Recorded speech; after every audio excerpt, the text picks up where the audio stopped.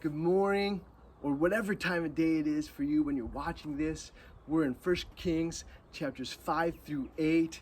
And if you've been reading, or just read 1st and 2nd Samuel, 1st and 2nd Kings, HBO has nothing compared to these stories. I mean, think about Samuel, Saul, David, Solomon, Absalom, and Solomon, David's son, he's now the king of Israel. And one of his biggest accomplishments is building the temple. So I have to admit, these chapters were kind of hard to read.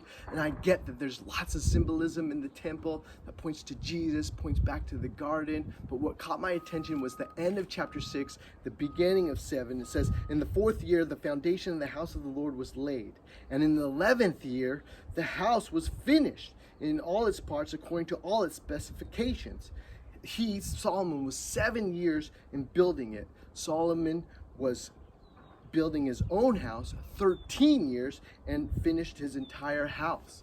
So you're telling me Solomon spent 7 years building the Lord's temple and 13 years built on his own house? Now the Bible doesn't necessarily say that's a bad thing. I mean, you know how projects go. Some are smoother than others around my house. When I build things, I break things. And so fixing things, I mean, there's no simple project. But we know how Solomon's life ends. I mean, he had 300 wives and 700 concubines. I mean, isn't that a little much? But I don't know if he was putting God first in that situation. But obviously you gotta check your heart. But I was thinking, what if it's not about God's, this is mine, this is the Lord's, I'm doing this for God, I'm doing this for the Lord.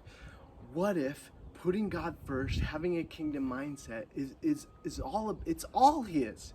I mean, my work, my rest, taking care of myself, loving others, doing projects at the church, doing projects at my home, it's all his. And so whether that's an hour or several years, it's all him.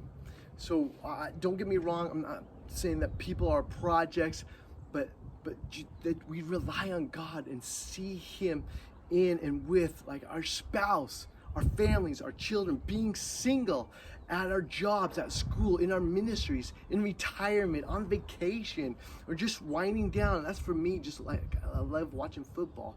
But especially how we see ourselves, see God in ourselves, in you. And 1 Corinthians says, or do you not know that your body is a temple of the Holy Spirit within you, whom you have from God? Think about that.